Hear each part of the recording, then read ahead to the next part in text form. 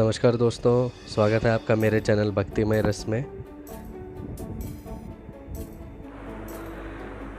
कई बार मैंने लोगों को कंफ्यूज होते हुए देखा है कि अरे 12 बज गए, अब हम मंदिर नहीं जा सकते, अब हम पूजा नहीं कर सकते, भगवान सो गए हैं।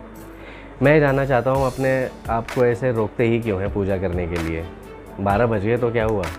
आप ये सोचिए, अगर आप भगवान एक ही है, हम ये सब मानते हैं भगवान एक है, तो 12 बज गए यहाँ पे। लेकिन जो बाकी कंट्रीज़ हैं, जो हमारे वेस्टर्न कंट्रीज़ हैं, अमेरिका, लंदन वगैरह, तो वहाँ पे क्या होता है, टाइम जोन पीछे है। तो मतलब जब हमारे यहाँ 12 बजे के बाद का समय होता है या हमारे यहाँ रात होती है, तो अमेरिका में सुबह होती है, तो वो लोग भी मंदिर जाके पूजा करते हैं। ठीक है, तो मतलब भगवान सोते ही नहीं है। भगवान यहाँ पे दर्शन दिए, फिर अमेरिका दर्शन दिए, यूरोप दर्शन दिया, आप ऐसा समझ सकते हैं। तो कहने का मतलब यह है, आप अपने आप को कभी रिस्ट्रिक्ट मत कीजिए, अपने आप को पाबंदी मत लगाइए कि हम पूजा नहीं करनी, अरे 12 बज गए। आपको पूजा करनी है, इसका कोई समय नहीं है। हाँ, मंदिर ज़रूर बंद हो जाते हैं, इसका भी कारण ये होता है कि अगर पूरा दिन मंदिर खुला रहेगा तो सफाई कब होगी, मंदिर साफ़ सुथरे कब होंगे, पुजारियों को रेस्ट कब मिलेगा। तो इसलिए जब भी आपका पूजा करने को दिल हो, पूजा ज़रूर कीजिए।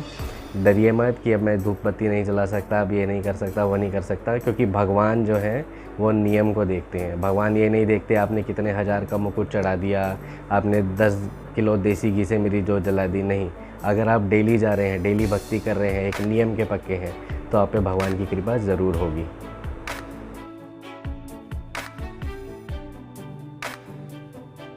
एक डाउट मैंने लोगों का और देखा है कि रात को झाड़ू नहीं लगाना, संध्या के समय में झाड़ू नहीं लगाना। इसका कोई रीज़न नहीं है लोगों के पास, लेकिन पुरानी चली आ रही है तो झाड़ू नहीं लगाना। क्यों रीज़न है इसका, आपने कभी जाना? मैं बताता हूँ आपको। पहले ज़माने में इलेक्ट्रिसिटी नहीं होती थी, बिजली नहीं होती थी, शाम को अंधेरा हो जाता था, लोग उस समय ही खाना खा के सो जाते थे, जल्दी भी लोग सारे होते थे, जैसा आजकल हम गाँव में भी देखते हैं।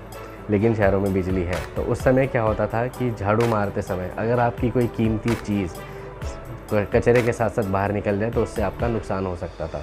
इसलिए यह बोला जाता था कि संध्या को झाड़ू ना लगाएं, नुकसान होता है लक्ष्मी का। तो असली रीज़न यही है कि संध्या लगा के समय रोशनी नहीं होती थी, इसलिए लोगों को नुकसान उठाना पड़ सकता था।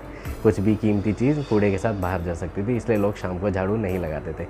तो इस वहम में भी पड़ने की ज़रूरत नहीं है। सफाई करें घर की, समय ना देखें।